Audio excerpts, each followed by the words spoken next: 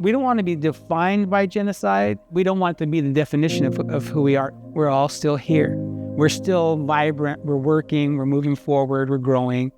And now we have a project of the city that's willing to share this story. So the project came to us, it was like a boardwalk project. You come off of kind of all these big windy roads, and then it kind of opens up into this canyon where there's like jetties, long strips, some fun breweries. And so right along that, there's going to be 8 installments of different stories that are being told. So one of the key aspects is they want to do stories through video. So we were hired as a production company to come in and facilitate the video side of things.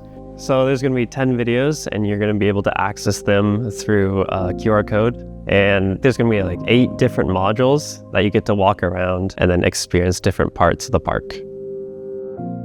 Well, we're in Crescent City, California. It's the most northern city on the coast of California. This county is very rural. It's a former logging town and a former fishing town. It's a very small community, but very connected to the region. It's a place that you can fall in love with in an instant. So you just go in for a hike in the redwoods and you get lost in the redwoods. You're in the most magical place that I think there is on this earth. And you can be on a beach where you're the only one there. And when you come back, it's only your footprints coming back. And you just don't find places like that.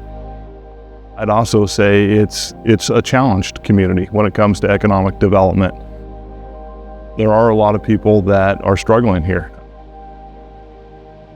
Growing up here in Crescent City, I had Tolowa friends. You know, at that time, I understood they were Native Americans, but I didn't know the history, and it really wasn't taught. And the more I talk to people, especially people my age and older, they don't know the history either.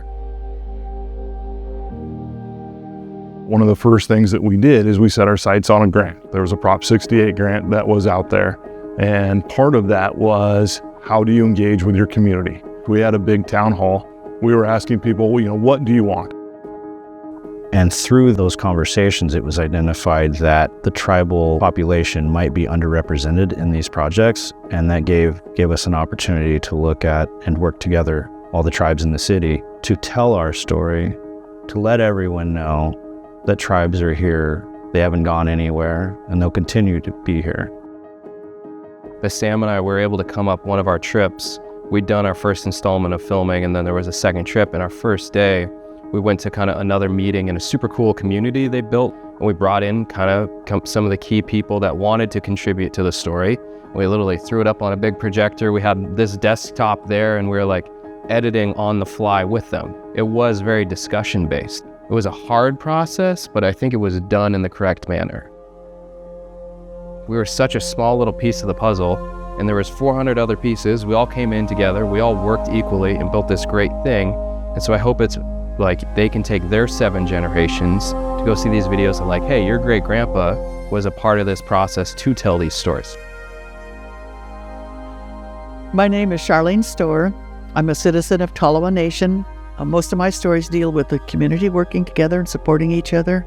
I've discovered over the years, our kids don't always know what's going on. And I think this project is a perfect opportunity for those who don't know the history, don't have the family members who will share with them or the people around them to share, that they can come and learn a little bit of their history here. I mean, in telling a story, what best way to tell it other than in person? So audio video is just a substitute for an in-person telling account of a story.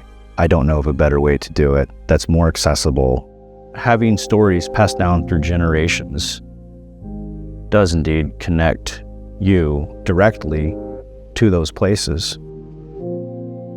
And we've had to adjust, and we try to live the best we can in this world today. I always tell everybody I grew up in the 3 R's era: recycle, reuse, or reinvent.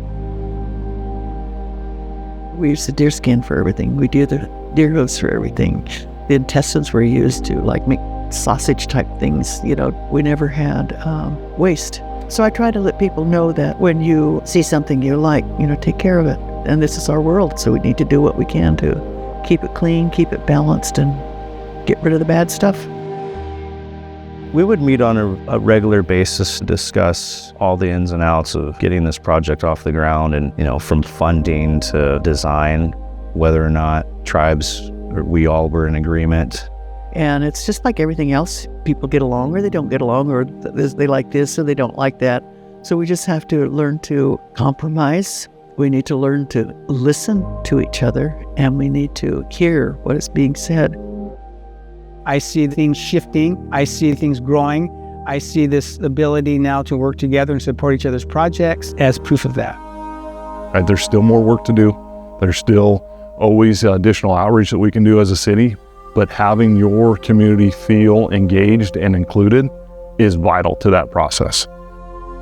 If you look at really what makes this community special, it's the people, and it's the people now coming together. It makes me really optimistic towards the future, because in order to reach our true potential, we've got to reach full inclusion.